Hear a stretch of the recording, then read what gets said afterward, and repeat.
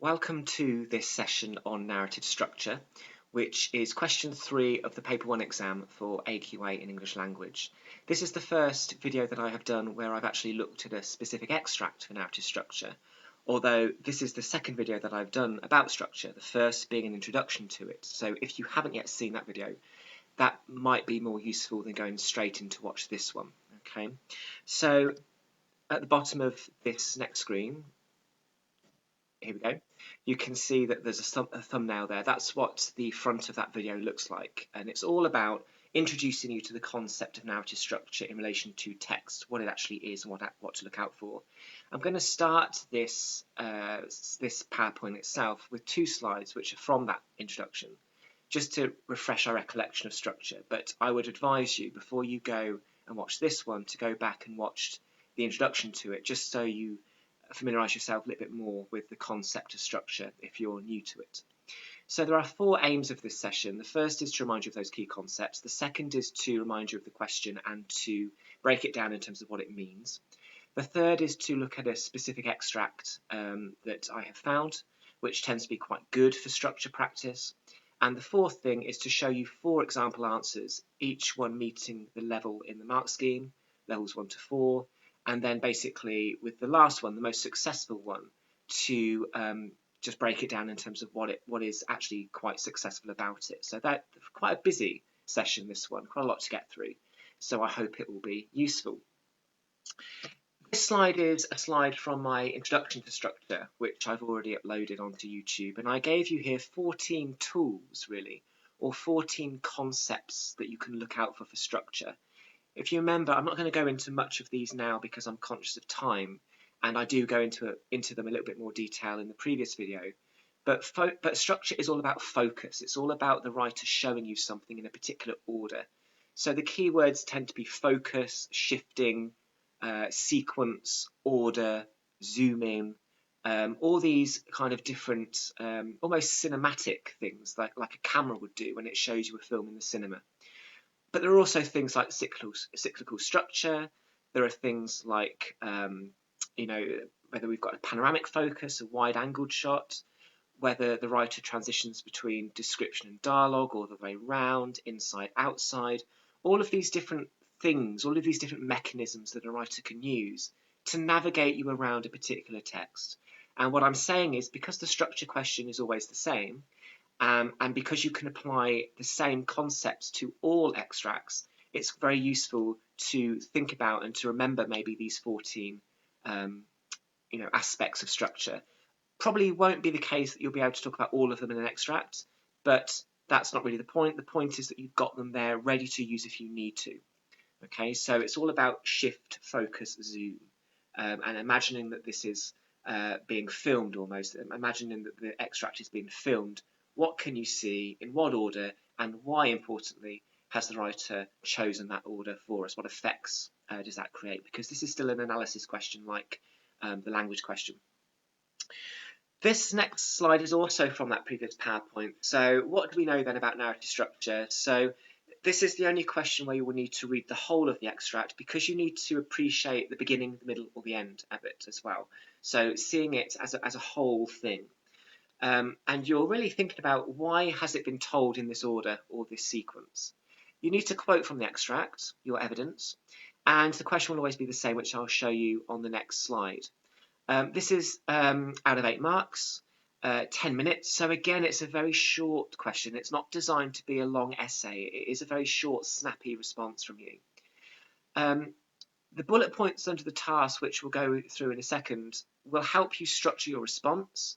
And that response comprises of about 2 paragraphs. 1 paragraph about the beginning, and the second paragraph about something in the middle or at the end. And by doing it that way, you're demonstrating to the examiner a sense of flow in the extract. So the capitalisation there, why has the writer structured the text in this way? And importantly, because this is an analysis question, what effect does it have on you? Okay. So this is the question. It's always the same. It will tell you to look at the whole of the source, which means you need to look at the whole of the extract. So you can't do well with structure without reading the whole extract. Okay, don't even try it. You've got to really appreciate the extract as a whole. And the question there, how is the text structured to interest you as a reader? What that means is sometimes students who don't like English will say, well, it's impossible for me to be interested in a book because I don't like reading, so how can I be interested in it? And it's, as I've put there in capitals, it isn't always about you being interested by it. That's not what it's about. It's about what effects does it have on you? Does it create mystery? Does it create suspense? Does it create tension? Does it create horror or disgust? So it's not just interest. To put it loosely, it means, why do you want to carry on reading it?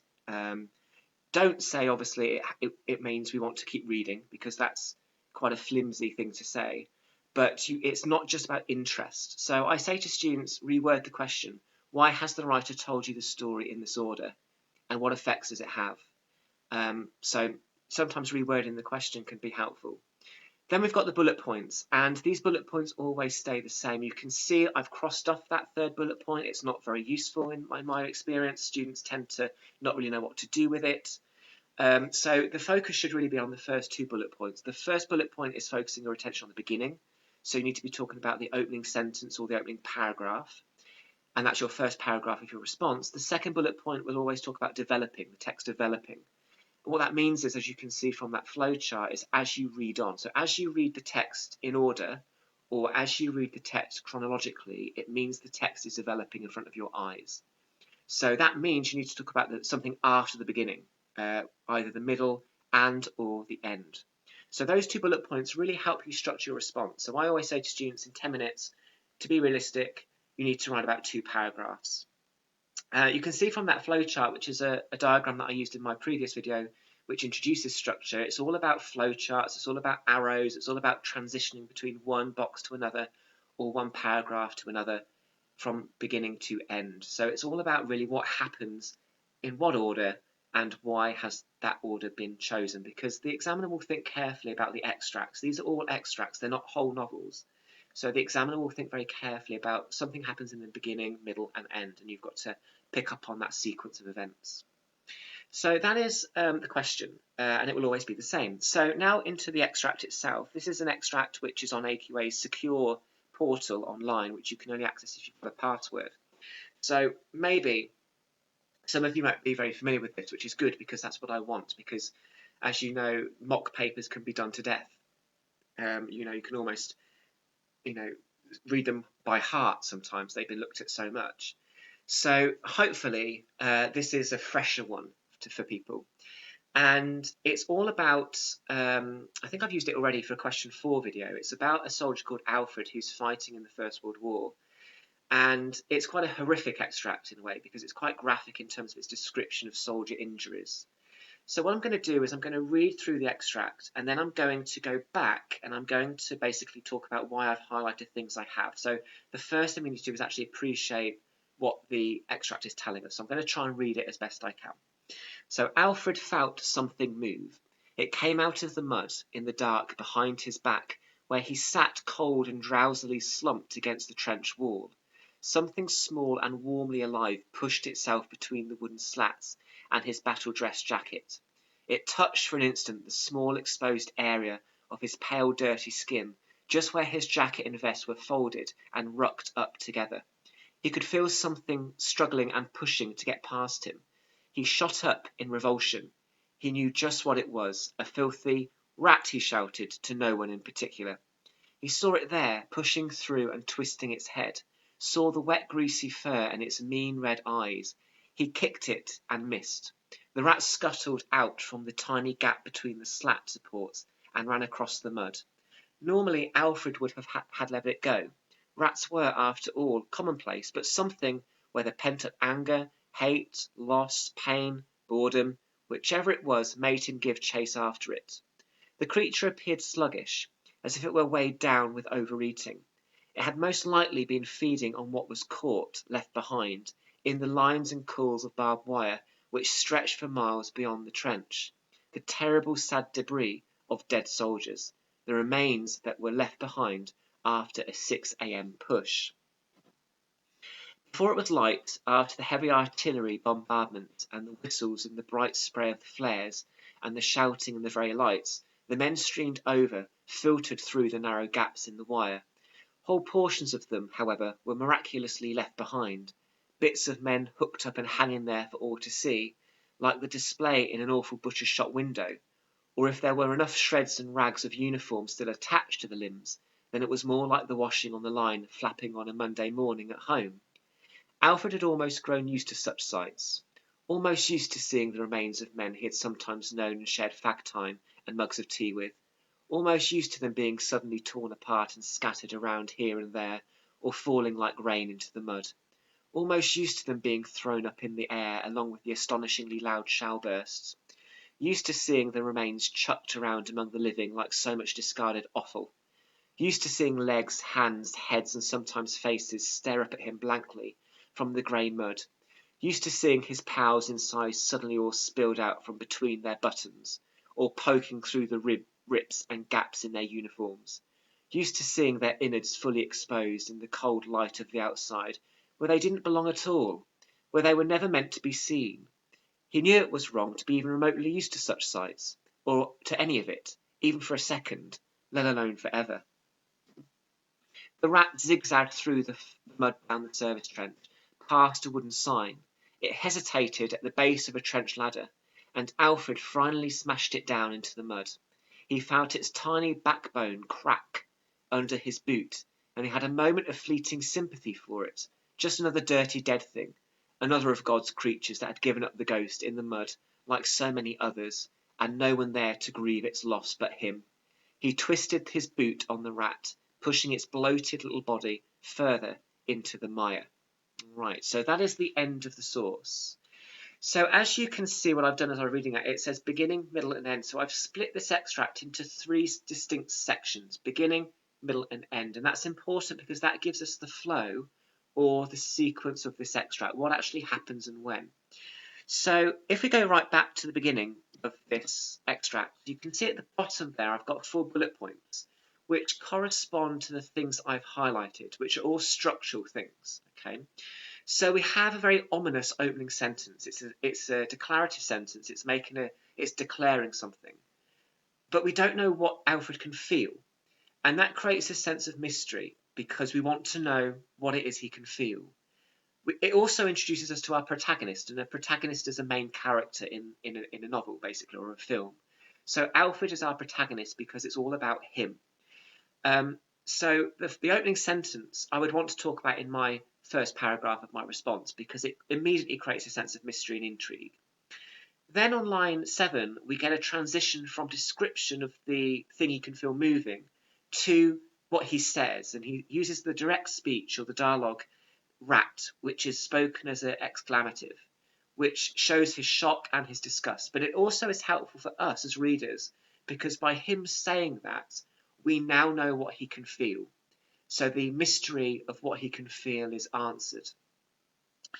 Then from lines 8 to, I think, 10, we zoom in to a description of that rat. So you can imagine if this was being filmed, you can imagine the camera really zooming into the description of this quite disturbing looking, evil looking rat, which is designed to fill us with a sense of disgust, a sense of horror, and also a sense of sympathy for Alfred, because nobody should really have to spend their time with vermin crawling over them. And again, no offence to rat lovers, but rats are vermin. They are killed by pest control. So they are disgusting. They can spread disease. They're cute, but they're not exactly the cleanest animals, particularly in this context. Okay, don't hate me, rat lovers.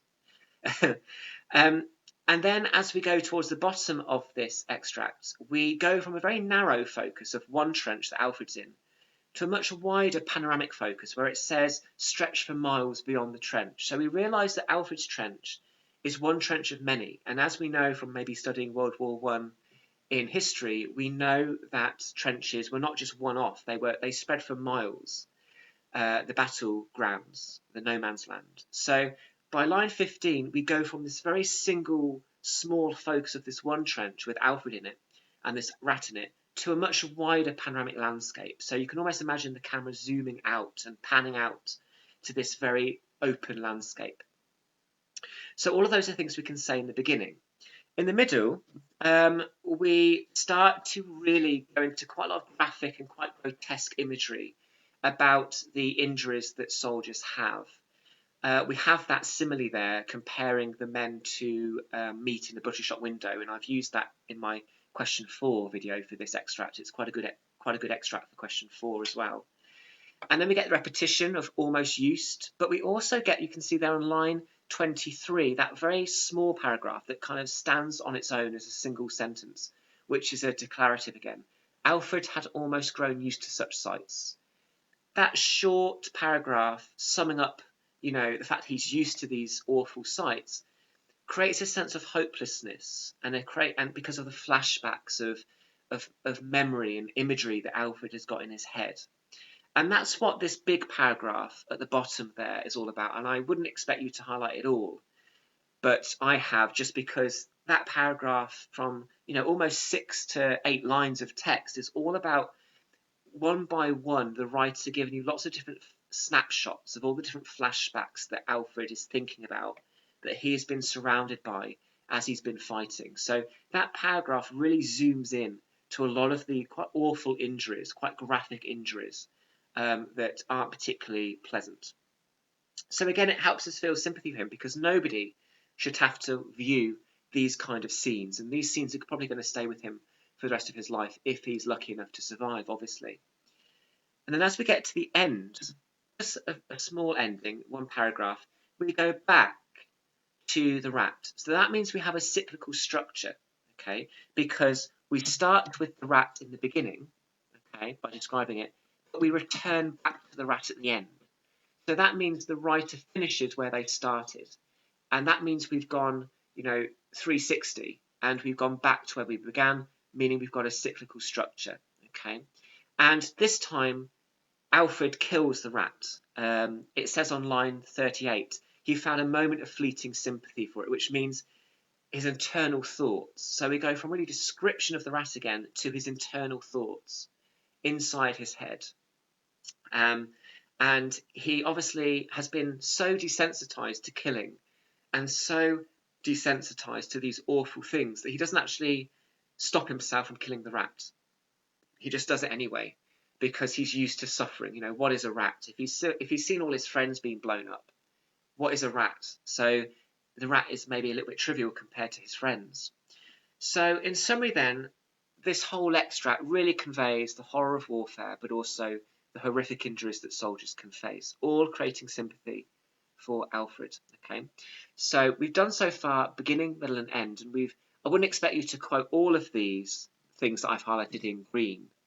No way, in 10 minutes. But in those blue bits or green bits, whichever colour it is, there are key quotes that you could quote for this response. But importantly, we have to tie in the bullet points, but we also have to think about why. Okay, why has the text been structured and told to us in this way? Okay, so to reinforce the sense of sequence, what I have to get my students to do is I get my students to do a bit of drawing. And the art and design students tend to like this, as do most creative students. Different way of looking at it. So what I would get students to do is I would get them to draw 4 boxes, and I would ask them to put the 2 boxes in the middle together, and the one on either side is the beginning and the end. So what we're doing here is we're going to use images to help reinforce the sequence of events. I'm not going to go into this too much detail because I've already talked about it really, but at the beginning we described the rat and Alfred in the trench. And importantly, why? So starting it this way means that we're introduced to the setting and the context. It zooms into one trench, giving us a sense of place, but then zooms out to much more trenches, many more trenches out there, which means that Alfred obviously isn't the only person in this position. Reinforcing the vermin-infested filth of the trench from zooming into that rat. We have a transition from description of the rat to dialogue, which informs readers what Alfred can actually feel, creates sympathy. And like I said at the beginning, the fact that we're not told it was a rat straight away by the writer means that we want to know what's going on. We want to know what he can feel. And it's only told to us on line kind of 8 or so. So it creates a sense of mystery, but also a sense of filth and disgusting vermin-infested trenches. Then we get to the middle, and so what we can say is the focus shifts. Okay, focus shifts because we've now gone from beginning to middle, And again, I've got meat there hanging in a butcher shop window, which is what the writer then figuratively describes as the soldiers. But we've also got a camera there, and obviously didn't want to show horrific injuries, but I've got the word injuries, showing that the camera is really zooming into those injuries. Okay, so it's a flashback. It shows the brutality of warfare. The writer methodically and slowly zooms into lots of graphic imagery of soldier injuries to shock, appall, but also create sympathy. Okay, showing how violence of war is inescapable and all-consuming. We've got the repetition of used to, which reinforces the dystopian and brutal reality of combat. So I like that word dystopian. It means kind of nightmarish and awful, somewhere where we wouldn't want to be. So the opposite of that is utopian. So utopian is where we want to be, dystopian is where we don't. The reader is bombarded with imagery in the same way that Alfred has been bombarded with imagery in the trenches of these awful things. We've also got that single line paragraph there, which is a declarative sentence. He'd almost grown used to such sights, which again really sums up really all of these flashbacks and what he's been desensitized to. And then we move to the end. So the focus shifts to the end. And slightly crudely here, we've got the boot over the rat because that is supposed to symbolise Alfred killing the rat by stamping on it. And so we've got that cyclical structure. We've got the internal thoughts of Alfred as being mostly unfeeling, unsympathetic, and maybe quite cruel, although some people say actually he's putting the rat out of his misery, perhaps. He's been surrounded by so much death, a rat is trivial. He's desensitised to war and to killing. It conveys a sense of hopelessness, the fact that we've gone back to the rat, which is where we started. Obviously, this cyclical structure. And Alfred's treatment of the rat mirrors how soldiers are treating each other in the name of war. So if we're going to draw the sequence of this extract, then we are going to draw something like that. Like I said in my introduction to structure, every time you move between boxes, the focus is shifting because the camera is showing you something different, just as, in other words, the writer is showing you something different as well. So that is, in terms of imagery, I suppose, the sequence of the extract. So now we move to the last piece of this PowerPoint, which is to show you, using this extract, 4 example answers of the standards you would need to meet in order to get a particular level or a particular mark. This question is out of 8. So in order to be on track for grade 4 at least, you need to be getting about 4 out of 8 or more. Okay. So I'm going to start by showing you a level 1 response. If this works. There we go. So level 1 is simple and limited. Okay, so 1 or 2 marks out of 8. So the person says the text is structured in long and short paragraphs. It starts with Alfred in the trenches, and then he chases a rat across the mud. Then it is about all the soldiers who have been killed, and it's full of gory details, like bits of men hooked up and hanging there, so we feel sorry for them. Okay, so that's level 1. It's simple, it's limited, and you can tell that from the length of it. Let's imagine that's what they write for this.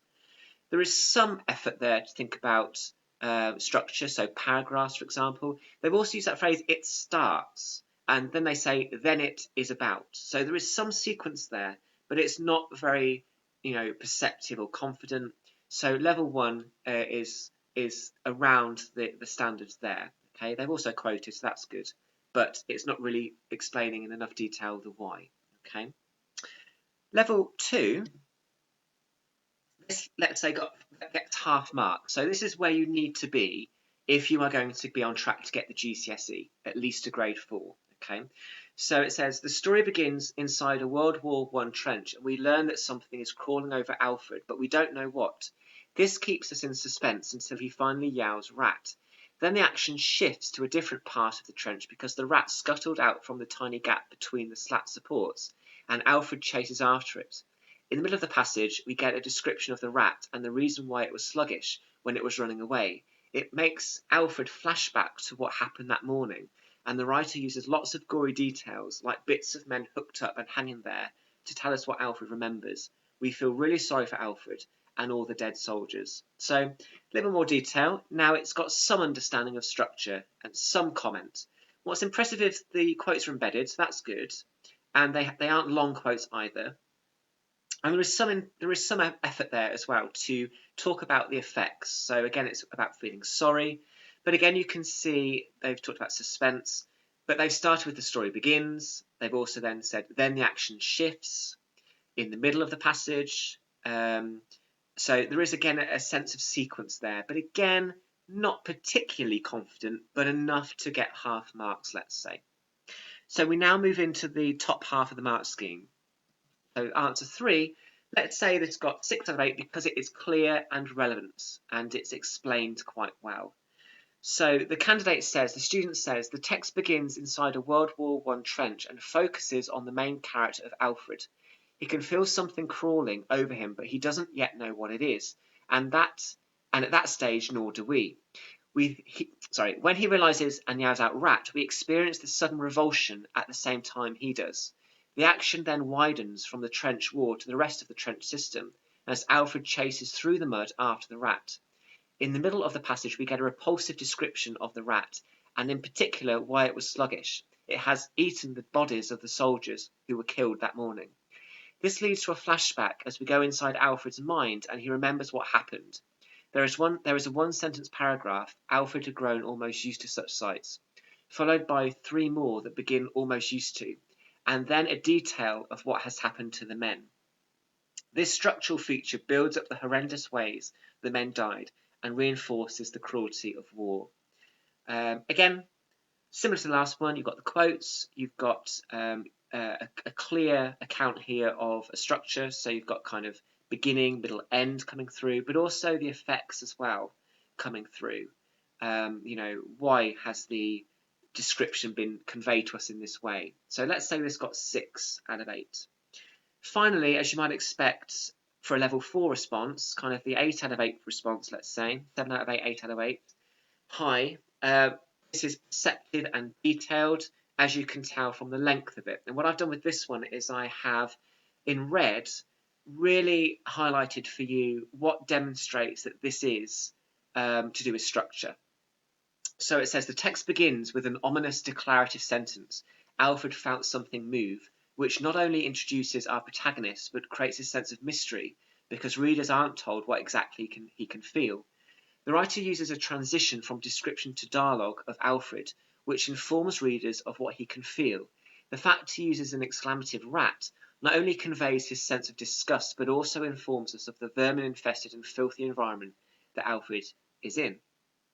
The fact he is young builds sympathy for him, because no one should have vermin crawling over them. The writer then zooms into describing the rat, such as its red eyes and wet greasy fur, which depicts the rat as extremely unpleasant. As the text develops, the writer shifts focus from the single trench that Alfred is in to a wider panoramic focus of the wire that's stretched for miles, which conveys a sense of hopelessness because Alfred is just one soldier in a far larger dystopian place. As the text develops, the writer shifts focus to a series of flashbacks prompted by the single-lined paragraph, Alfred had grown almost used to such sights. What follows is a series of grotesque snapshots of the injuries of soldiers that Alfred has seen and which the writer zooms into, including bits of men and his friends' insides spilled out between buttons, which bombards readers with the awful horrors of fighting which no one should have to see. As the extract ends, the writer uses a cyclical structure because the focus shifts back to the rat and how Alfred takes his frustrations out on it by twisting his boot onto or into its back. This shows how Alfred has been desensitized to death and suffering, but also conveys the hopelessness and bleakness of the situation Alfred finds himself in. Phew. So, in summary then, you can tell by the length of it, it's much more detailed, but it's always quality, not quantity, obviously, but you can see that they've really gone to town with this. They've really delved into it. All the red bits meet that third bullet point, make sophisticated and accurate use of subject terminology. Not the same kind of terminology that we would have with language, but things like beginning, middle, end, zooms into, focus shifting, flashbacks, cyclical structure, paragraphs, transitions, all these things are structure. We've also got judicious quotes, and we've also got clearly they're answering the question about structure. They haven't gone back into language, and that's important for AQA because AQA is the only exam board, to my knowledge, of the main four that assesses language and structure separately. So if you have moved to AQA from a previous exam board, it's very important that you don't write a second response about language because you just won't be answering the question. You've done that already, let's say. So it's important that you really see language and structure as two separate things. Okay, so that concludes then this session. At this point, it's up to you what you want to do, but it's important that you don't waste, when you refresh a question, it's important that you don't waste it. So 3 things you could do. You could look back at the extract yourself and write your own response using the 4 example responses to guide you towards the result you want. You could apply the devices or you could apply the structural methods to another extract and try and do it from scratch. Or, slightly more creative, you might want to create a poster for yourself with all of the structural techniques and devices on it ready to apply to any text that you will look at. So that can often be something very useful to do. Or dedicate a page in a file or in an exercise book to just writing those 14 bullet points down that we started this with, just so they're there, just so you've got them to use and you're not struggling to find some, so you're not struggling with what to say. Okay, so in summary, structure is all about sequence, all about the order of events, but importantly, why those events have been used in that order and what effect it has on you as readers. Thank you very much.